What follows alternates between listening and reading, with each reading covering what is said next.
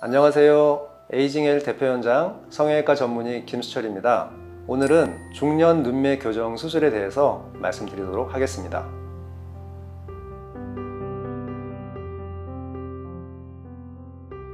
중년 눈매 교정 수술이라고 하는 것은 나이가 들면 누구나 눈의 노화는 피할 수가 없는데, 대표적으로 상안검과 하안검에서 피부가 늘어지고 눈 밑에서는 지방이 불룩해지는 증상이 생깁니다.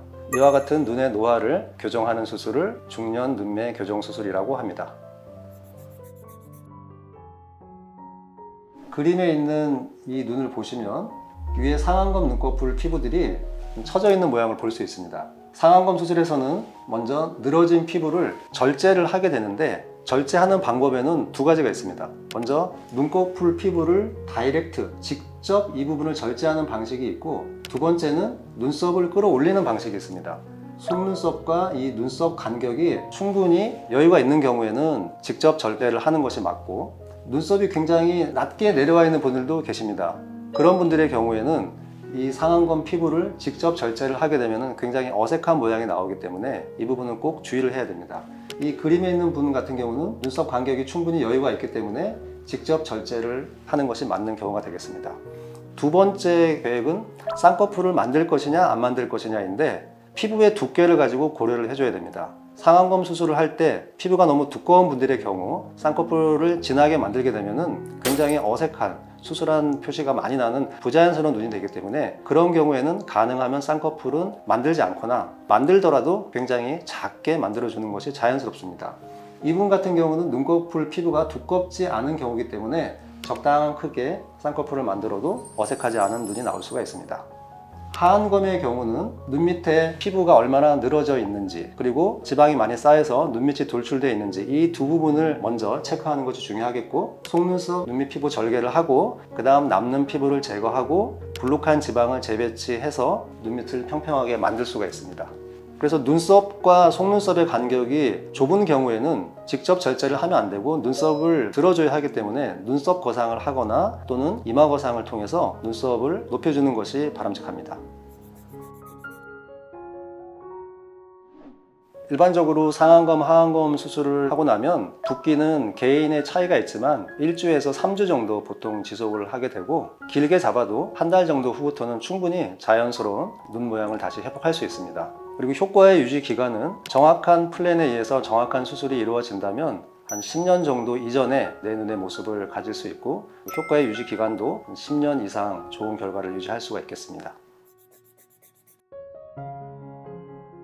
상안검, 하안검 수술을 하는 데 있어서 수술 중에 출혈을 예방할 수 있는 컨디션을 만드는 것이 굉장히 중요합니다. 그렇기 때문에 출혈이 많이 생길 수 있는 약이나 식품을 먹고 있는 경우에는 최소 2주 정도 끊고 수술을 하는 것이 중요하겠습니다. 예를 들어서 아스피린, 홍삼, 오메가3, 종합 비타민, 이와 같은 약을 꼭 필요하지 않고 건강상의 목적으로 먹고 있는 경우라면 2주 정도 끊고 수술하는 것이 출혈을 예방할 수 있기 때문에 수술 후에 빠른 회복을 하는 데 중요하겠습니다.